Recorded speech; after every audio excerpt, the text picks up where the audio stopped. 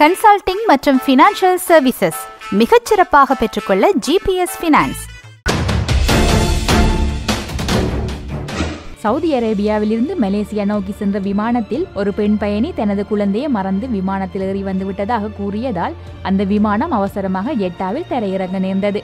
Saudi Arabia நாட்டின் Jeddah நகரில் உள்ள மன்னர் அப்துல் அஜீஸ் விமான நிலையத்திலிருந்து மலேசியா தலைநகர் கோலாலம்பூர் நோக்கி சமீபத்தில் சவுதி நாட்டுக்கு சொந்தமான விமானம் ஒன்று சென்றது.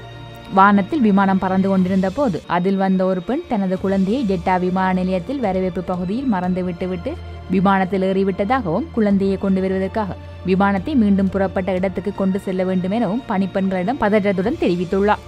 இந்த தகவல் உடனடியாக விமானிக்கு தெரிவிக்கப்பட்டது. விமானியும் ஜெட்டா விமான நிலையத்தை தொடர்பு கொண்டார். நிலைமை எடுத்து கூறி அவசரமாக தரையிறங்க அனுமதி கேட்டுள்ளார்.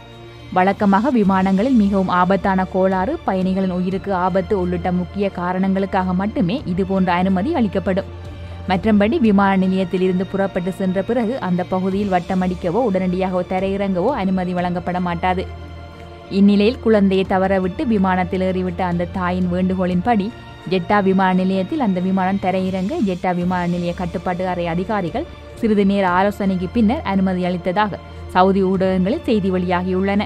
கட்டுப்பாட்டு அறை அதிகாரிகளுடன் அந்த விமானி பேசிய பதிவுகளையும் சில ஊடகங்கள் வீடியோவாக வெளியிட்டுள்ளன. அனைத்து செய்திகளையும் பார்க்க ஐபிசி தமிழ் நியூஸ் சேனலை சப்ஸ்கிரைப் பண்ணுங்க. உடனுக்குடன் செய்திகளை தெரிந்து கொள்ள வேண்டுமா? அப்போ கீழே இருக்கிற பெல் பட்டனை மறக்காம கிளிக் பண்ணுங்க.